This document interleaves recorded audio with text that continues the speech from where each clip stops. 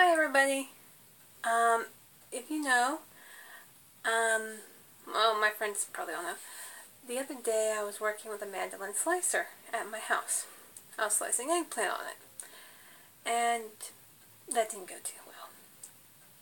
The paramedics were called and all that stuff, and you're like, why did the paramedics get called? I sliced off a bit of my finger.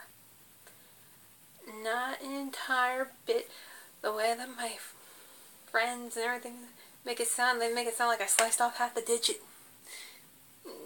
No, I didn't slice off a whole bunch, but I did slice off a nice chunk.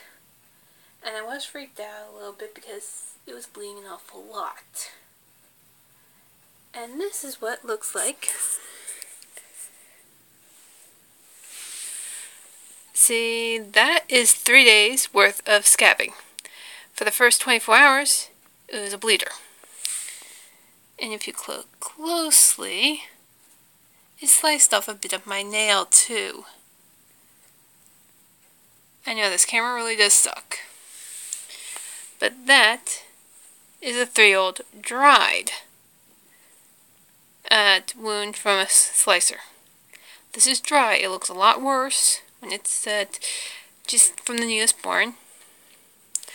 Well, if you have one of these injuries, I recommend the non-stick pads. Reason why my finger injury was bleeding for 24 hours is because it kept on getting stuck on the gauze.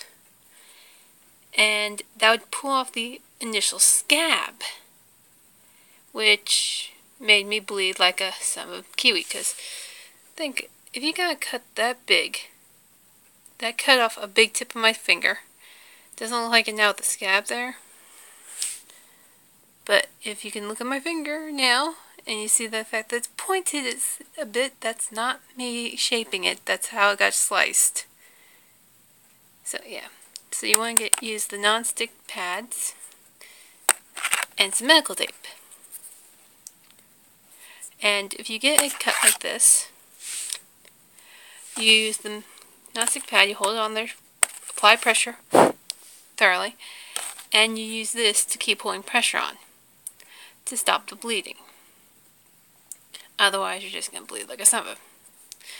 So, there you go. That's what you do when you get one of these.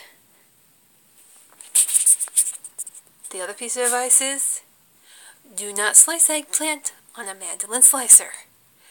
It will hurt a lot. Also, it's kind of gross to find a bit of your finger in with the eggplant. Go with stuff that you know you can slice. And don't listen to those guys who do the demonstrations. I don't know how they do it. Like, it's a shing, shing, shing, shing, shing, and it's like magic. How they just slice it and it just... perfect. It's easy. It looks fantastic. And they don't slice off a bit of their finger. Man, that's false advertisement. Not sure how they do it. But, yeah. So, go with onions if you can do them, but I found out that squash is the best answer. Like zucchini, yellow squash, those ones are really easy to slice on that. And I did those. Potatoes are hard unless you heat them up a little bit. So you want to go with softer foods for the mandolin slicer. And no slicing fingers. It hurts. It really does hurt. Because it was throbbing pain for the first few days. And third day, it is just a dull pain and it feels really weird and it's bizarre. I think it looks like a piece of skin now on top. So you have to heal a lot better. And yeah, so. Oh, and if you're having trouble clotting, increase your vitamin K. Because K helps you clot. Unless you have a clotting problem, then don't do that. I'm being very weird. Oh well. Well, now you know. Mandolin slicers can really do some damage. And I checked. This isn't the worst injury. use those. If you have a nice size injury and you want to not have the thing stick, you can do the regular stuff later on, but you want to go for a non-stick pad later, or for the first one, until you can get a nicer scab.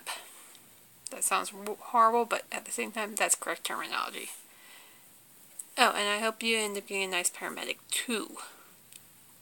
One that makes jokes. Or is hot. Either one works. Bye.